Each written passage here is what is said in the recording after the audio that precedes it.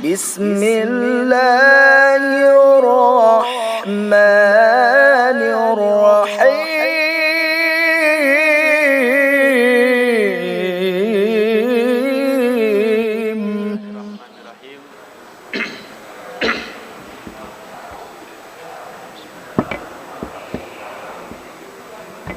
Assalamualaikum warahmatullahi wabarakatuh. Alhamdulillahirabbil alamin wa bihi nasta'inu ala umurid dunya waddin. Wassalatu wassalamu ala sayyidina Muhammadin wa ala alihi wa ashabihi wa tabi'in wa tabi'it tabi'in wa man tabi'ahum bi ihsanin ila yaumiddin. Rabbi shrah li sadri wa yassir li amri wahlul 'uqdatam min lisani yafqahu qawli. Allahumma rzuqna fahman nabiyyin wa hifdzal mursalin wa ilhamal malaikatil muqarrabin. Rabbana atina min ladunka rahmatan wa hayyi' lana min amrina rasyada. Allahumma shalli ala sayyidina Muhammad wa ala alihi wa ashabihi ajma'in. Asyhadu an la ilaha illallah wa asyhadu anna Muhammadar Rasulullah.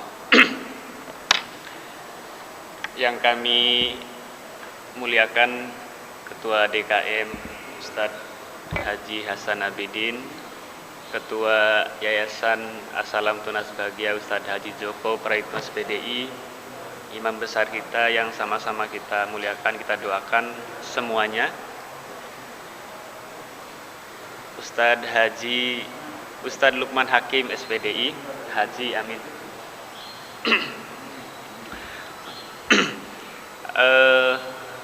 Puji syukur kehadirat Allah yang telah memberikan kita nikmat sehat, nikmat iman, nikmat Islam, sehingga pada pagi hari ini kita dapat hadir untuk sama-sama menjalankan salah satu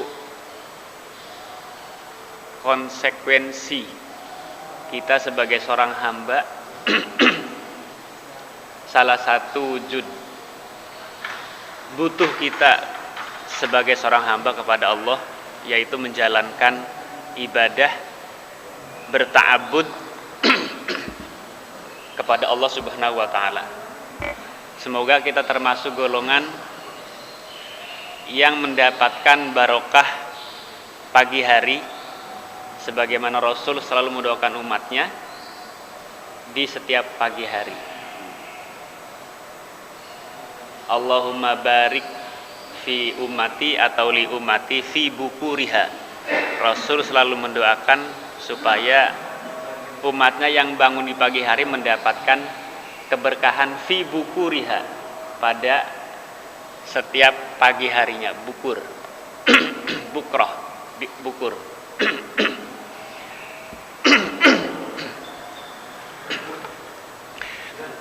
Mohon izin Bapak, guru-guru kami semua di sini, masyayikh, hujaj, tokoh masyarakat, tak lupa kami sampaikan juga terima kasih untuk Bapak RW dan jajarannya. Pada pagi hari ini kami ingin sama-sama bermudarosah, sama-sama talab ilmu. Semoga ada kebaikan yang kita dapatkan dari pertemuan kita pada pagi hari ini. Hal yang akan kita bahas bersama pagi hari ini bukan hal yang baru tentu saja Bapak, bukan hal yang aneh juga.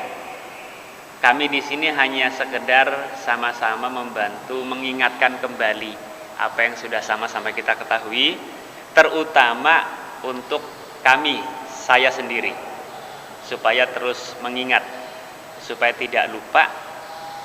Dengan menyampaikan mentabligh ini, semoga menjadi pengingat juga buat kami.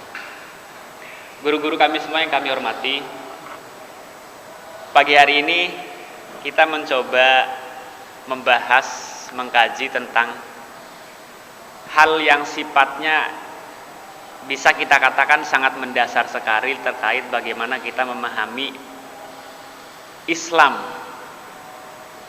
secara kafah, Islam dari mulai akar sampai bagaimana Islam itu memberikan dampak buah, memberikan hasil kepada kita sebagai pemeluknya. Banyak sekali ulama yang mengibaratkan Islam itu kalau digambarkan secara kasat, ibarat bangunan atau ibarat pohon yang terdiri dari pohon itu ada akar, kira-kira organ pohon yang paling mudah kita pahami adalah ada akar, kemudian ada batang, kemudian setelah itu ada ranting, ada daun, kemudian yang lebih penting dari pohon adalah buah. Kalau kita nanam pohon biasanya nggak hanya pengen dapat rindangnya ya Pak, tapi pengen dapat buahnya itu sebenarnya. Kalau sudah berbuah, itulah pohon yang memang kita harapkan dan kita upayakan, kita tanam. Kalau tidak berbuah, bisa saja ada manfaatnya, sekedar memberikan perlindungan atau sekedar supaya tidak ya memberikan perlindungan saja. Tapi tentu saja buah ini adalah sesuatu yang kita cari, dan inilah puncak dari kita menanam pohon. Kalau kita tarik kembali kepada persoalan yang tadi kita bahas, bagaimana Islam, bagaimana agama kita ini memberikan buah kepada kita. Lantas apa buah yang dimaksud? Ternyata buah dari agama kita adalah akhlak. Buah dari agama kita adalah akhlak.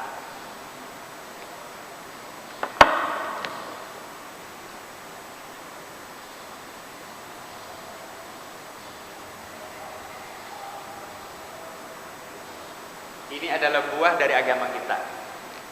Jadi buah dari agama itu ternyata bukan yang ditekankan, bukan ilmu pengetahuan, bukan, tapi akhlak. Bukan berarti ilmu pengetahuan itu dikesampingkan, tidak. Tetapi ulama kita semua sepakat bahwa buah dari berislam, buah dari kita beragama Islam adalah akhlak. Maka Rasulullah SAW digambarkan oleh Allah sebagai pribadi dalam Al-Qalam ayat 4 itu sebagai makhluk yang sangat memiliki akhlak yang baik, makhluk yang akhlaknya itu Quran, kana khuluqul Quran. Akhlak Nabi adalah Quran. Dalam Al-Qalam ayat 4 dikata Allah berfirman, wa innaka la'ala khuluqin azim. Wahai Muhammad, sesungguhnya engkau adalah makhluk, adalah manusia, adalah utusan yang memiliki akhlak yang azim. Azim di sini agung. Bahkan menggunakan kata sifat yang itu sering dinisbahkan dengan Al-Quran, Al-Quranul Azim. Akhlak Nabi pun azim. Kenapa? Karena memang khuluquhu Al-Quran. Akhlak Nabi itu Quran, sehingga setara. Jadi kalau ingin melihat kepribadian Nabi kita, maka secara sederhana bisa kita pahami, lihat Al-Quran. Itulah akhlak Nabi kita. Maka ketika kita berbicara tentang buah dari berislam adalah akhlak, berarti untuk mendapatkan buah dari Islam ini melihatnya kepada Al-Quran yang pertama. Yang kedua, melihatnya kepada Nabi sebagai sumber, sebagai simbol dari akhlakul karimah tadi. Melalui apa? Melalui sunnah, sunnatun nabi atau sunnatun nabi.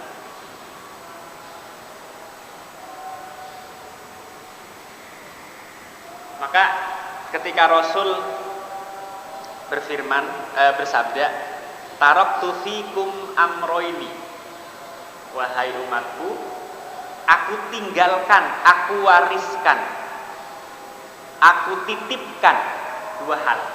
Amroini, ma tamassaktum bihima, di mana kalian wahai umatku selama tamassaktum bihima, berpegang teguh.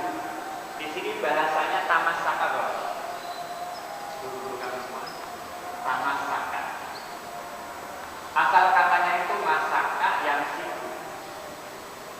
Masaka yang siku. Kalau masaka ini artinya berpegang. Dalam bahasa Arab artinya berpegang. Masaka. Saya berpegang pada mimbar. Amsiku al-mimbar. Berpegang saja. Tapi kalau tamasaka ini ada tambahan ta dengan tad'if atau tasdid, disebutnya fi'lun mazid dalam ilmu sorof. Artinya sudah tidak berpegang lagi, tapi berpegang teguh pada. Jadi ada objek yang dipegang. Tamassaka ya tamassaku, berpegang teguh pada. Maka ketika hadis tadi berbunyi ma tamassaktum bihima, selama kamu berpegang teguh kepada keduanya, maka yang dihasilkan adalah lan tadillu abada. Kata Rasul, kamu tidak akan pernah, sekali-kali tidak akan pernah tersesat selamanya. Selamanya berarti ila yaumil qiyamah, sampai hari kiamat. Karena kalau bicara waktu, yang membatasi waktu kehidupan adalah kiamat. Maka abadanya adalah ila yaumil qiyamah. Di sini menggunakan lan, harfu nafi manasib, yang artinya tidak akan pernah. Karena ada dua, tidak itu dalam bahasa Arab ada lan, ada la. Derajatnya beda, Pak. Kalau lan itu berarti tidak akan pernah tersesat. Maka kalau kita kembali berbicara tentang akhlak tadi, kalau kita ingin benar-benar usi nafsi wa yakum, saya sedang menasihati saya, guru-guru kami semua. Kalau kita ingin benar-benar Islam ini melahirkan akhlak dalam diri kita, maka yang menjadi patokan adalah, yang menjadi sandaran adalah, yang menjadi pegangan adalah Al-Quran dengan As-Sunnah. Karena sudah jelas tadi, Sunnah kenapa Nabi? Karena akhlak Nabi adalah Quran. Kenapa akhlak Nabi? Karena beliau sendiri menegaskan, innama bu'ithtu liutammima makarimal akhlak. Kata Rasul, sesungguhnya aku ini diutus untuk apa? Bahasanya liutammima, untuk menyempurnakan akhlak manusia. Kalau menyempurnakan berarti sebenarnya sudah ada nabi-nabi, sudah ada utusan Allah yang mengajarkan tentang akhlak. Dirasa masih kurang dalam pandangan Allah, sehingga diutuslah Nabi Muhammad liutammima, untuk menyempurnakan akhlak.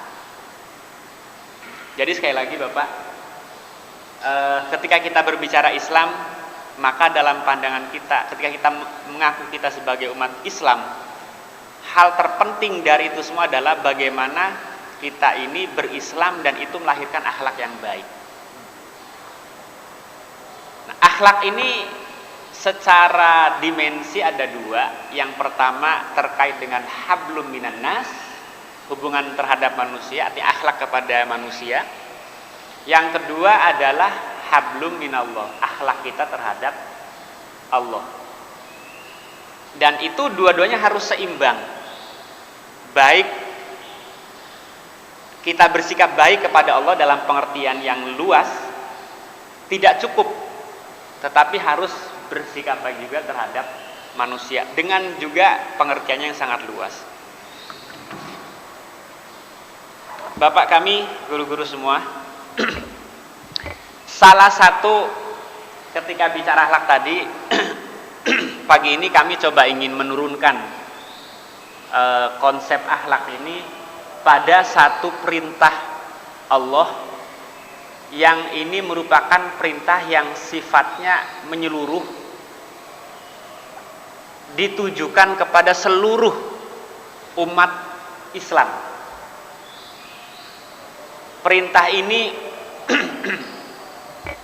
lebih berdimensi sosial, lebih beradab, berkaitan dengan kehidupan sosial. Perintah apa itu, Bapak? Perintah apa itu? Para hadirin guru kami. Yang ingin kita bahas pagi ini adalah dari akhlak tadi yang berdimensi, yang memiliki yang harus teraplikasi, terlaksanakan dalam kehidupan sosial dan juga kepada Allah secara vertikal, secara hablum min Allah, yaitu perintah jihad, al-jihad, perintah jihad. Jihad, kalau kita mendengar kata jihad, kira-kira pengertiannya seperti apa, Pak?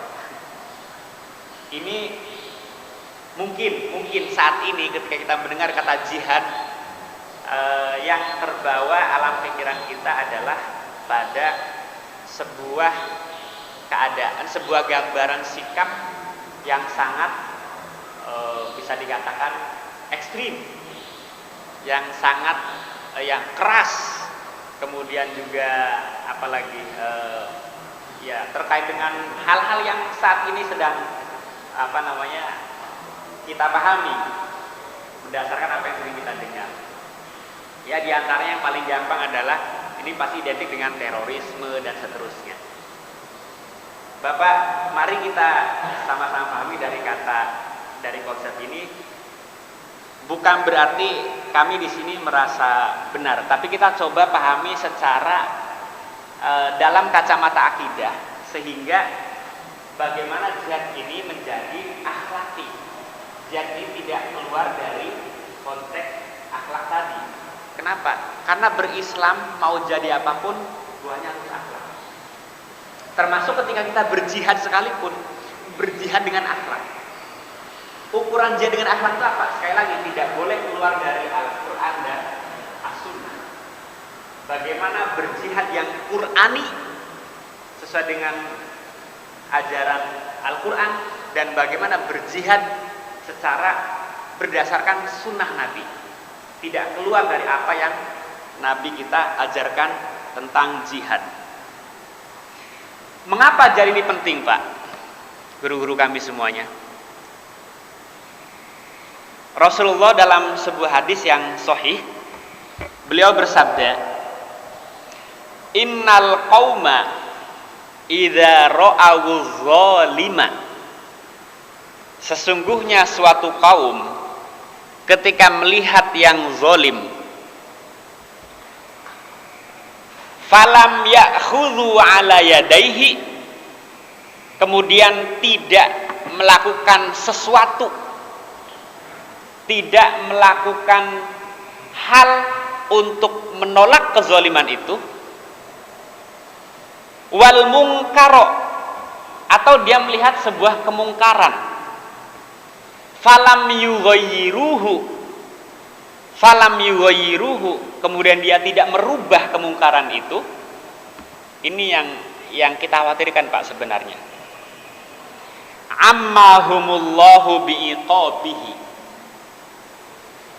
Ini yang pentingnya jihad, Pak. Ammahumullahu bi'iqabihi.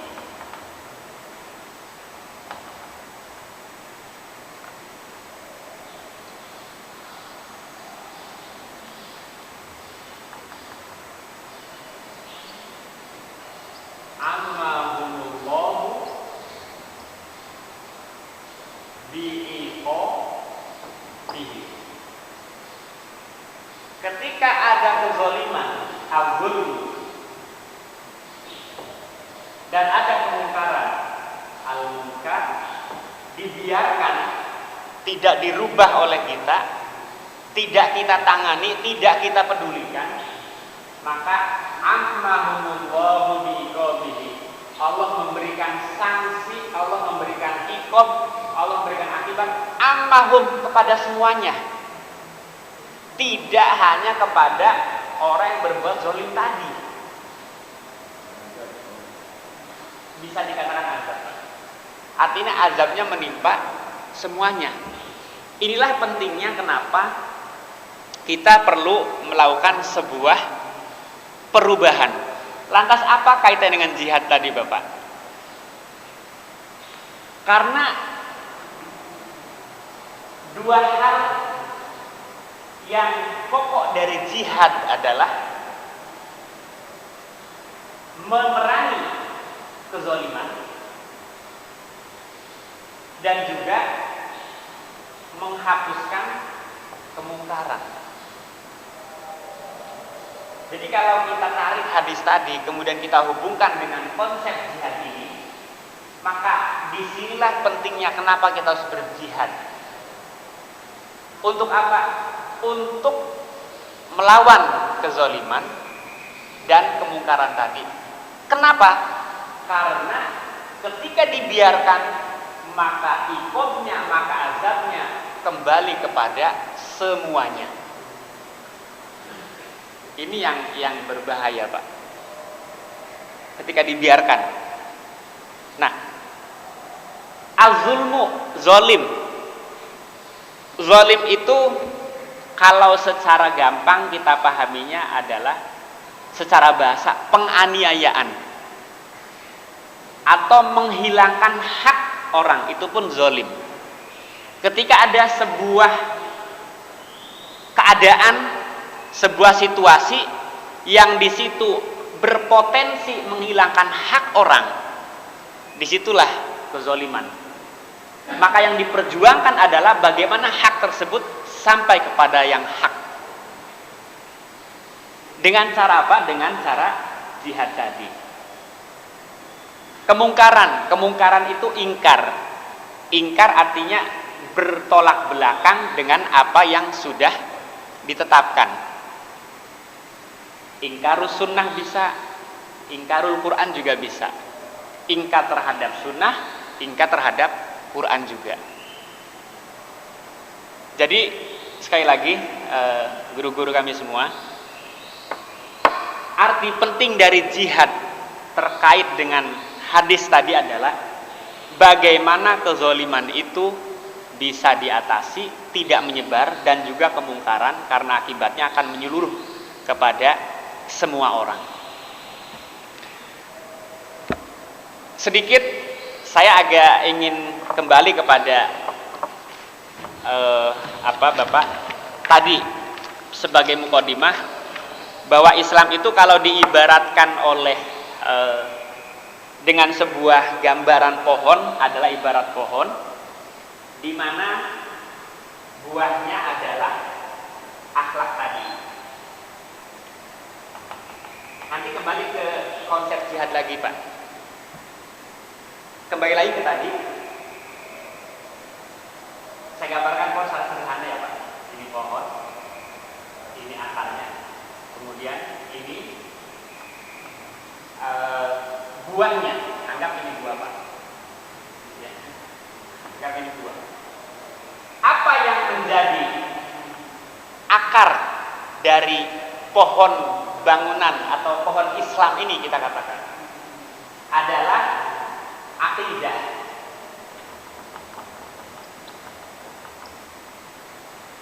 Apa yang menjadi batang dari pohon ini adalah ibadah. Apa yang menjadi buah dari pohon ini adalah akhlak yang sekarang kita bahas.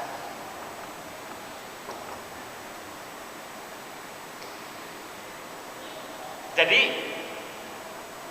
akidah ini adalah dasar. Akidah ini adalah dasar dari ibadah yang kita lakukan, yang dari ibadah ini kemudian melahirkan akhlak.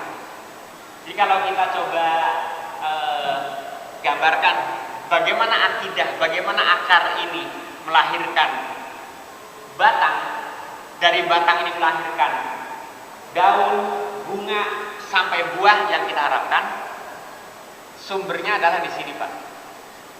Akidah. Akidah itu secara bahasa artinya ikatan. Ikatan atau perjanjian. Ikatan suci, ikatan batin, perjanjian kita kepada siapa? Kepada Allah. Untuk apa? Untuk beribadah. Nah, ibadah di sini pengertian luas, Bapak. Bisa yang bersifat mahdhah, bisa yang bersifat ghairu mahdhah. Maka akidah, keimanan kita yang sudah ada dalam diri kita, yang kita sudah bersyahadat sejak Allah tiupkan ruh ke dalam rahim cabang bayi janin di usia 40 hari, ini tidak bisa berhenti sebatas akidah, tapi harus melahirkan ibadah. Kalau hanya atas bil qalbi, membenarkan, oh ya, saya beriman kepada Allah, saya terikat janji kepada Allah untuk menyembah, untuk taat, untuk patuh, itu tidak cukup. Harus bisa melahirkan ibadah. Harus bisa kita wujudkan dengan sebuah kegiatan yang dinamakan ibadah. Maka ibadah ini masuknya kalau dalam pengertian mahwal iman, al-iman huwa al-iqraru bil lisan wa tasdiq bil qalbi wal arkan bil amal. Waruknu bil amal atau wal amalu bil arkan, maaf. Wal amalu bil arkan. Iman adalah al-iqrar bil lisan, diucapkan dalam lisan kita. Amantu billahi wa malaikatihi wa kutubihi wa rusulihi wal yaumil akhir bil qadri khairi wa syarrihi, dan seterusnya sampai iman kepada yaumil akhir. Ini tidak cukup ketika tidak diwujudkan dalam bentuk ibadah. Kita sholat, kita haji, kita puasa, termasuk ibadah sosial yang lain, membantu tetangga, membantu saudara, dan seterusnya. Termasuk di dalamnya adalah jihad. Nah, dari kesemuanya itu, dari ibadah tadi, sholat kita ambil contoh misalnya, Pak, ini harus bisa melahirkan akhlak. Kalau berhenti sebatas ibadah pun belum cukup. Maka kalau kita pahami di sini, ketika Allah perintahkan kita misalnya tentang bagaimana menjadi Islam yang kafah, udkhulu fis-silmi kafah, masuklah Islam secara kafah. Maka pengertian kafah di sini bisa kita pahami bahwa berislam itu harus berakidah, harus beribadah, dan harus melahirkan akhlak. Kalau berislamnya belum kafah, kalau berislamnya hanya berakidah, kemudian kita beribadah, kita sholat dan seterusnya, tapi belum melahirkan akhlak, maka kita belum masuk kepada Islam secara kafah. Karena kafah itu artinya menyeluruh, mulai dari A sampai Z, mulai dari awal sampai akhir, mulai dari akar sampai dengan buahnya. Bapak, guru-guru kami, sekarang mohon izin saya ingin menarik kembali pada konsep jihad tadi. Penekanannya adalah di sini, Pak. Mohon maaf. Kalau bicara akidah, insya Allah kita sudah beriktikad, kita sudah meyakini, kita sudah beriman, kita sudah terikat janji oleh Allah. Bagaimana pengertian akidah adalah janji, akad untuk taat kepada Allah. Kemudian kita beribadah, baik tadi sholat, zakat, haji dan sebagainya, termasuk adalah jihad. Ketika jihad ini dikaitkan, diniatkan dengan atas nama ibadah, maka seharusnya jihad ini harus melahirkan atau tidak melanggar, tidak keluar dari apa yang diinginkan oleh Allah, apa yang diinginkan oleh Islam itu sendiri, yaitu jihad yang akhlaki. Berjihad tetapi tetap berada pada koridor akhlak. Berjihad tetapi tetap pada koridor akhlak. Tidak keluar dari itu. Jihad yang tetap membuahkan akhlak tadi. Nah, sehingga kalau jihad ini bisa melahirkan akhlak, maka jihad yang kita lakukan adalah jihad yang sesuai dengan kita orang Islam, di mana Allah perintahkan kepada kita untuk berislam secara kafah, maka berjihad pun secara kafah. Nah, bagaimana Bapak jihad yang berdasarkan kepada ibadah? Bagaimana jihad yang melahirkan akhlak? Tidak akan keluar dari dua hal tadi, Pak. Jihad ini harus berdasarkan Al-Quran dan As-Sunnah.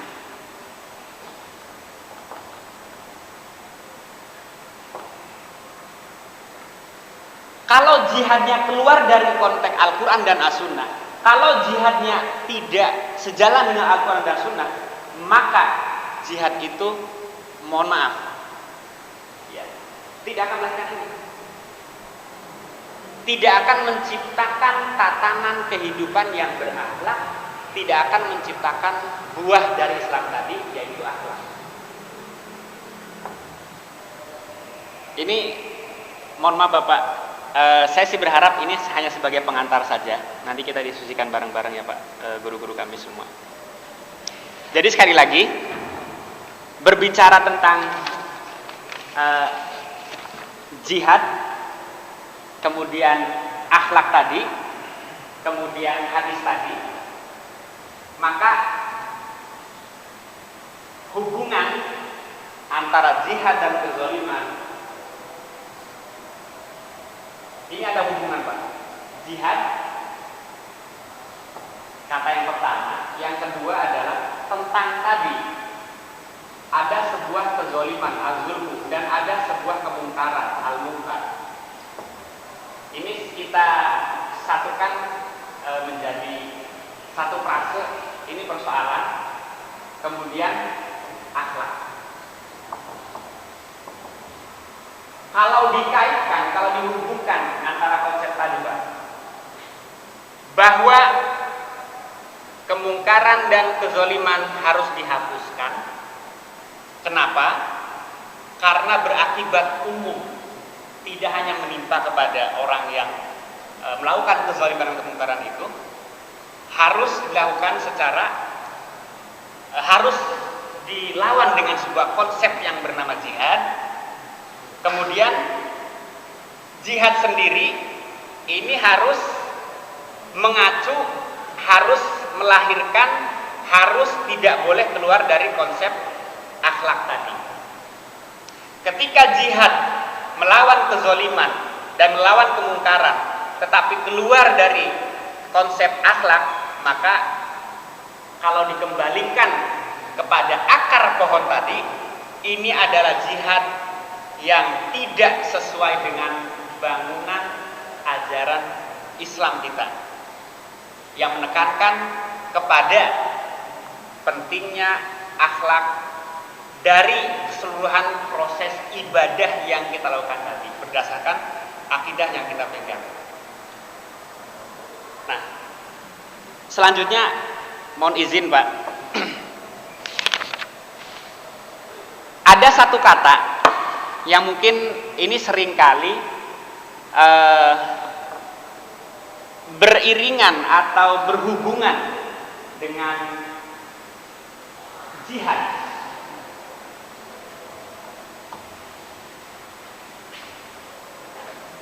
Kata ini adalah kata qital.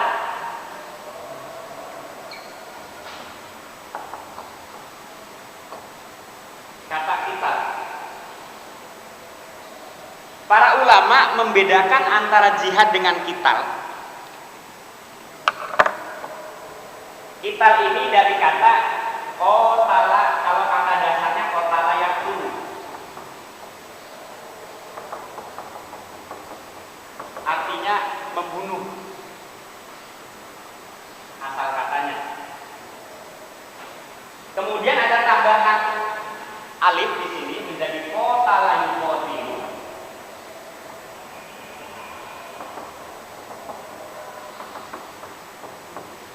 Yang artinya adalah memerangi atau berperang.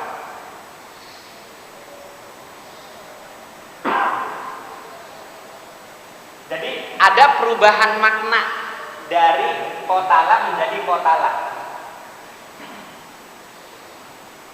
Dalam konsep yang tidak islami, kita katakan seperti itu, yang tidak akhlaki,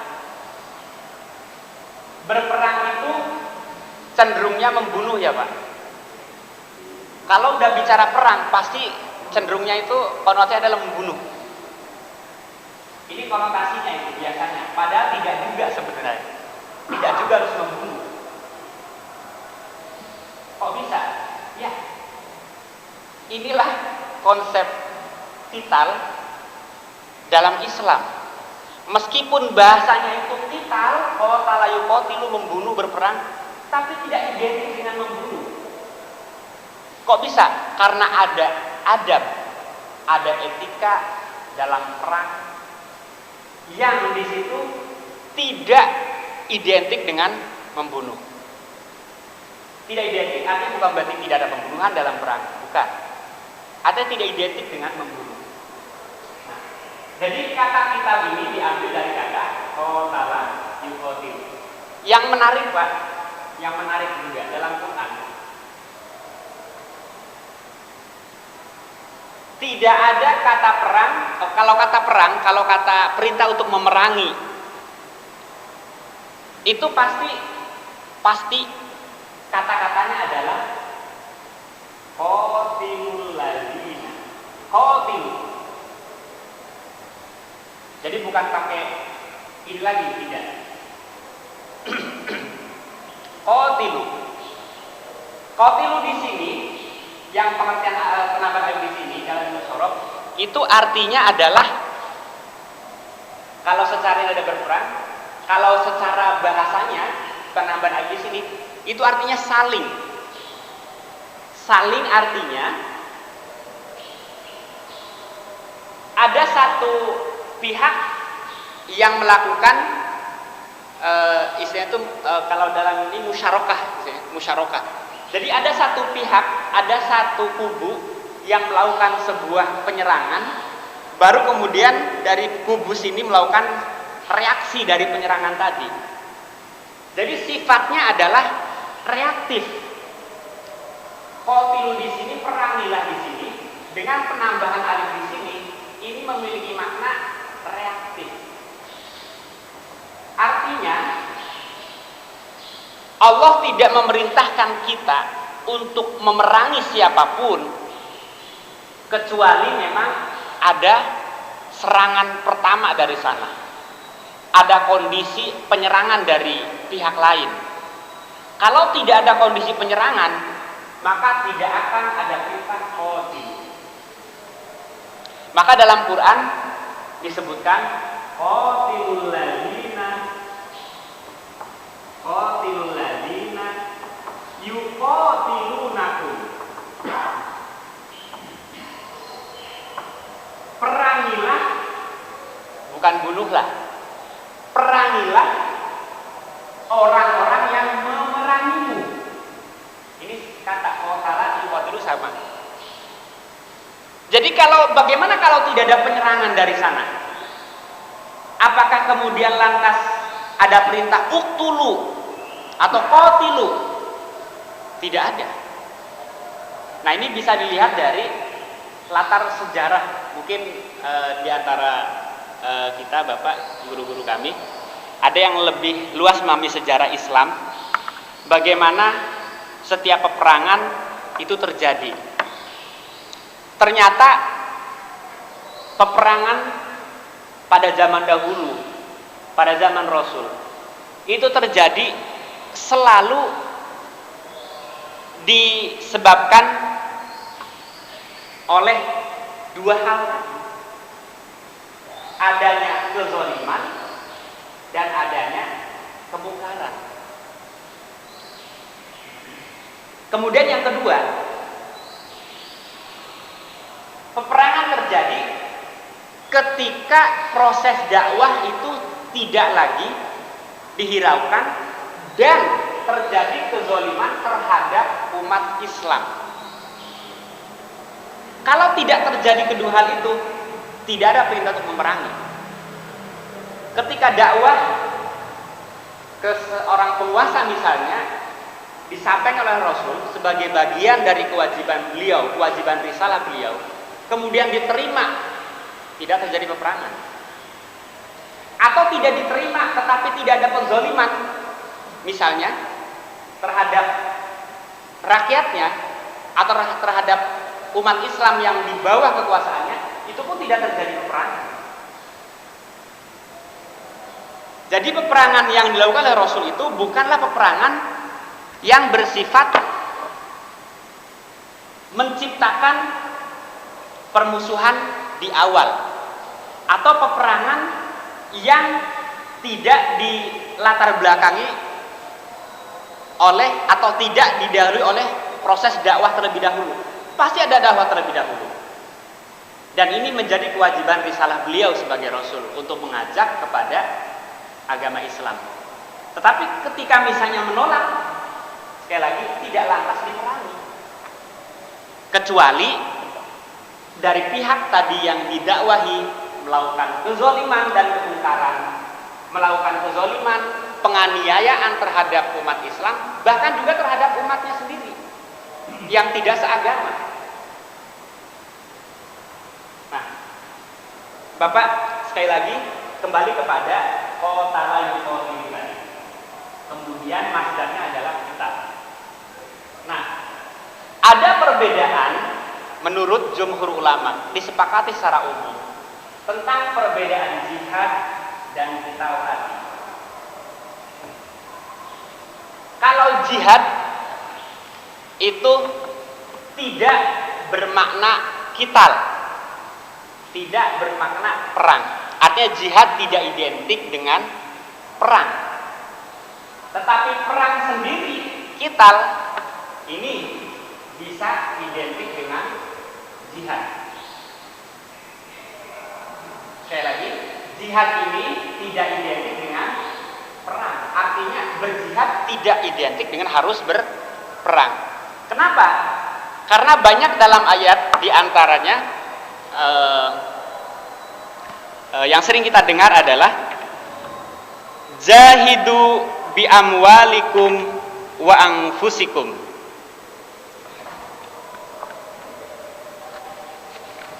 Berjihadlah dengan bi amwalikum wa anfusikum, atau dalam surah Al-Hajj ayat 78, wajahidu fillahi haqqa jihadi.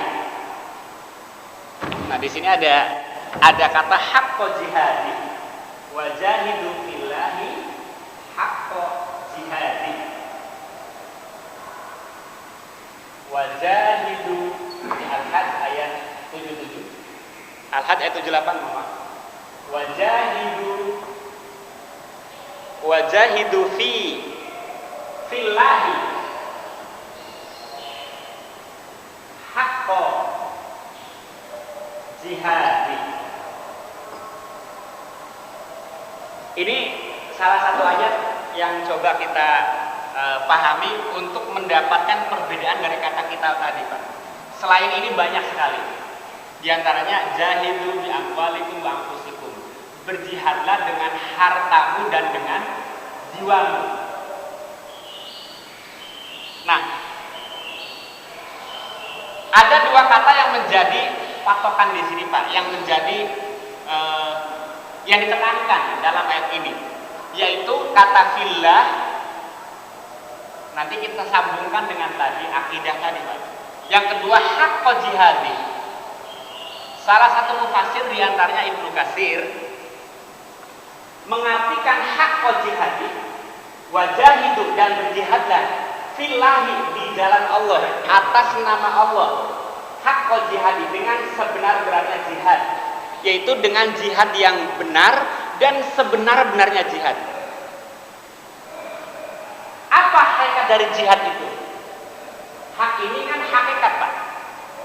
Dan berjihadlah di jalan Allah haqqa jihadi dengan jihad yang sebenar-benarnya. Mufassir mengartikan haqqan di sini adalah pertama bil amwali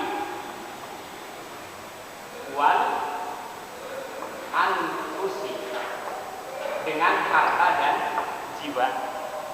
Ada juga mengartikan bil yadi dengan tangan, wal lisani dengan lisan, wal qalbi.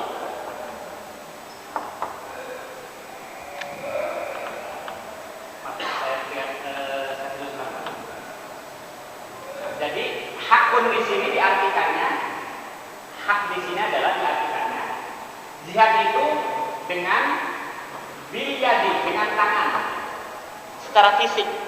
Yang kedua bil lisani, dengan lisan, dengan perkataan, dengan opini. Wal qalbi,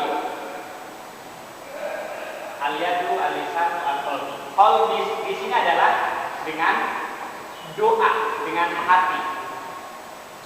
Kali ini mungkin lebih bersifat fisik. Nah,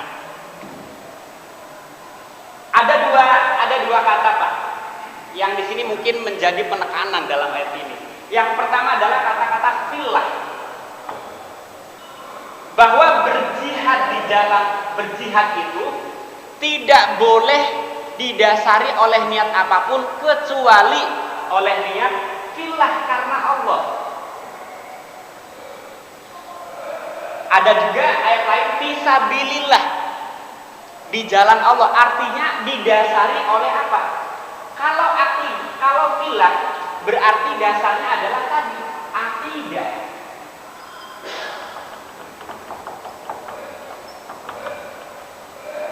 Kalau fillah, sekali lagi, kalau jihadnya fillah didasari oleh akidah. Apa akidah di sini? Jihad kita diikat oleh sebuah ketaatan kepada Allah dan ketaatan kepada Rasul. Jihad kita didasari oleh Al-Quran dan As-Sunnah. Jihad kita tidak boleh keluar dari konteks akhlak tadi. Kenapa? Karena kalau jihadnya fillah ini harus sesuai dengan akidah. Karena kalau dan akidah harus membuahkan akhlak. Maka jihad-jihad yang keluar dari konteks akhlak, jihad-jihad yang malah menciptakan situasi sebaliknya, berarti itu jihad yang tidak didasari oleh akidah yang benar. Yang kedua, mohon maaf, ini dalam hadis babul jihad, khususnya babnya jihad juga, bukan bab qital, Pak. Dalam syarah Subulus Salam Al-Asqalani, Rasulullah bersabda, man qatala litakuna kalimatullahi al-ulya fahuwa fi sabilillah.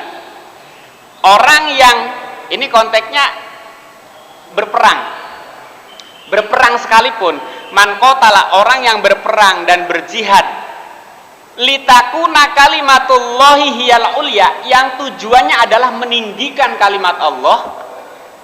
Di antara meninggikan kalimat Allah adalah bagaimana Allah hadir di tengah-tengah masyarakat, bagaimana Islam hadir di tengah-tengah masyarakat. Di antaranya wujud nyatanya adalah bagaimana kezaliman itu diperangi dan kemungkaran itu dihapuskan. Maka fisabilillah, maka dia tergolong berperang dan berjihad di jalan Allah. Nah, di sini ditegaskan bagaimana yang tidak termasuk di jalan Allah. Di antaranya adalah yuqatil liyuro makanuhu. Dia berjihad dia berperang, tetapi tujuannya adalah liyuro makanuhu, untuk mendapatkan popularitas, untuk mendapatkan nama, supaya dikenal sebagai jihad, supaya dikenal sebagai pejuang, supaya dikenal sebagai aktivis, mungkin kalau kita artikan secara ini. Jadi jihad ini sekali lagi dan selalu pasti disambungkan dengan fisabilillah atau fillah. Kenapa? Sekali lagi karena jihad tadi konsepnya tidak boleh keluar dari dasar akidah. Yang ini jihad itu harus melahirkan sebuah akhlak yang kalau secara detail kita gambarkan, jihad itu harus melahirkan sebuah tatanan kehidupan yang berakhlak. Kenapa? Karena tujuan jihad adalah memerangi yang zalim. Zalim dan kemungkaran adalah kebalikan dari akhlak. Maka ketika jihad malah sebaliknya menambah kezaliman dan kemungkaran, berarti jihad itu bisa kita analisa secara teori berdasarkan Quran dan Sunnah, itu tidak didasari dengan akidah tadi. Yang kedua, hak jihadi. Sekali lagi, jihad itu harus yang hak jihadi. Hak itu jadi jihad yang hak, jihad yang benar. Kalau berperang dengan cara yang benar. Dengan apa? Ada sekali lagi mufasir tadi di antara Ibnu Katsir mengartikan bahwa ini maksud dengan jihad yang benar adalah, pengertian dari jihad yang benar adalah, hakikat jihad adalah ternyata tidak hanya berperang tadi, Pak. Ternyata pengertiannya tidak hanya ini, yaitu bil amwal wal anfus. Jadi jihad di sini kalau melihat kepada tafsir ulama kita, di mana hakikat jihad adalah dengan harta dan jiwa. Jiwa ini tidak juga beridentik dengan nyawa, Pak. Jiwa di sini identik dengan juga al-aqlu atau al-qalbu. Maka di sini ada al-qalbu. Jadi anfus di sini bukan berarti dengan nyawa kita, bukan. Karena anfus di sini sifatnya adalah sesuatu yang ada dalam diri kita, nafsun.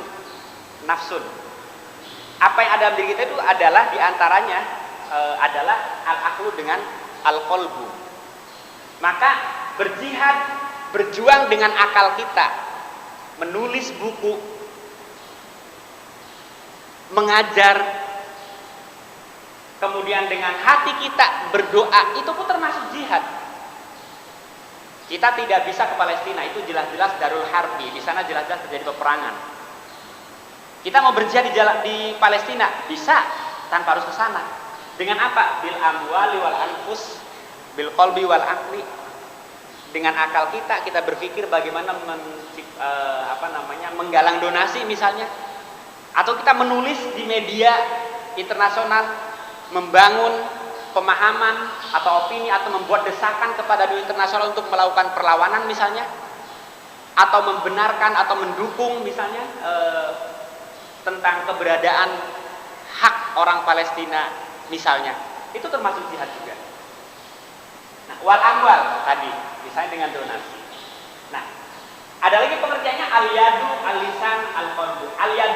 Al-yadu dalam arti fisik. Ini pun bukan berarti perang juga. Yang sifatnya kegiatan fisik. Kalau di sana mungkin banyak relawan yang menghantarkan makanan, yang memasak dan seterusnya. Kalau kita konteksnya adalah perang di sana misalnya. Kalau dalam pengertian di sini di Indonesia yang bukan darul harbi, nggak terjadi peperangan, maka al-yadu di situ bisa juga dengan bil kolam. Kita menulis buku, sekali lagi kita mengajar bil yadi, ini pun jihad juga. Atau bil lisan, berceramah, bertausiah, tablik, memberikan pencerahan lewat lisan kita, itu pun jihad juga. Wal qalbu, doa. Maka ketika terjadi kemungkaran, kalau konteksnya adalah jihad, tidak mesti ketika ada kezaliman, ketika ada kemungkaran itu diperangi secara fisik. kita rubah secara fisik dengan melakukan kegiatan-kegiatan misalnya, dengan menciptakan apapun itu yang di dalamnya ada unsur pengorbanan harta, ada unsur penggunaan akal kita dan hati kita, ada unsur lisan kita, ada unsur doa kita, itu pun juga termasuk jihad. Jadi sekali lagi, al-jihad dengan al-qital di sini berbeda. Al-jihad dengan al-qital berbeda. Ini tidak bisa diartikan secara sama, baik dari arti secara bahasa maupun arti berdasarkan Al-Quran dan As-Sunnah merujuk kepada tafsir para ulama, di mana arti jihad adalah mengandung unsur ini. Instrumennya adalah harta, doa, jiwa, kemudian juga bil amwal wal anfus. Secara garis besar bil amwal wal anfus. Instrumen jihad adalah harta kita dan jiwa kita, dengan lisan kita dan hati kita dan seterusnya. Ini Bapak guru-guru kami semua, yang kami ingin coba sampaikan, tegaskan bahwa ada perbedaan antara qital dengan jihad tadi. Mau di ini atau gimana, Ustaz? Atau suruh dulu? Suruh dulu, Ustaz. Iya. Baik, Bapak guru-guru kami semua, alhamdulillah kita sudah sampai pada waktu yang memang ini untuk mengisi supaya kita sampai pada waktu syuruk dengan hal yang bermanfaat. Kalau mungkin diizinkan Bapak, nanti mungkin ada satu sesi lagi sebenarnya, karena untuk sampai pada kesimpulan ini ada satu sesi yang nanti berkaitan dengan isu yang mungkin bukan baru sebenarnya, tetapi sangat mengganggu sekali dengan kehidupan kita sebagai umat Islam, yaitu terkait dengan radikalisme, terkait dengan fundamentalisme dan seterusnya, di mana isu tersebut sangat, kenapa kita akan sangat mengganggu? Karena ini menjadi citra buruk bagi kita akibat dari mungkin sebagian dari kita, terutama generasi-generasi kita yang sudah terjun atau namanya atau terpengaruh oleh paham-paham yang mungkin agak sedikit keluar dari konsep jihad dan jihad ini, dan dimanfaatkan juga oleh, dalam tanda petik, kalau saya katakan musuh, bisa dikatakan musuh, atau yang menginginkan Islam ini redup, cahaya Islam ini tidak ada. Nah, ini yang akan kita coba ini kan. Maka sebenarnya kalau boleh saya simpulkan di kesimpulan sementara Bapak, ketika sebenarnya ketika jihad ini, mohon izin 1 menit Pak, ketika jihad ini dilakukan berdasarkan secara Islami, mulai dari akar, yang kami katakan di sini adalah ketika jihad itu malah bersifat radikal, artinya jihad itu didasari oleh sebuah akidah. Akidah ini kan akar, Pak. Akar itu kan kalau dalam bahasa Inggris namanya radix ya, Pak ya. Radikal itu kan diambil dari kata radix, akar. Ketika jihad ini didasari oleh akidah, yang akidah ini dalam konsep Islam adalah sesuatu yang sifatnya radix, sesuatu yang sifatnya fundamen, sifatnya fondasi, sifatnya akar, bisa kita katakan akidah ini radikal. Jadi kalau jihad yang didasari, ya, jihad yang radikal yang didasari oleh akidah, malah menciptakan situasi yang sebaliknya, Pak. Artinya tidak menciptakan situasi buruk juga. Jadi jihad yang radikal itu malah jihad yang bernilai ibadah dan bernilai akhlak. Ini mungkin agak sedikit butuh diskusi lagi ya, Pak, supaya nanti tidak putus juga pemahamannya di sini. Oh, berarti radikal boleh dong. Berarti radikal dibolehkan. Kami katakan radikal itu harus. Karena berislam itu harus mulai dari akar. Berislam itu harus ada akarnya. Kalau tidak berislam tidak dari akal, beribadah tanpa akidah, ini gak menimbulkan akhlak.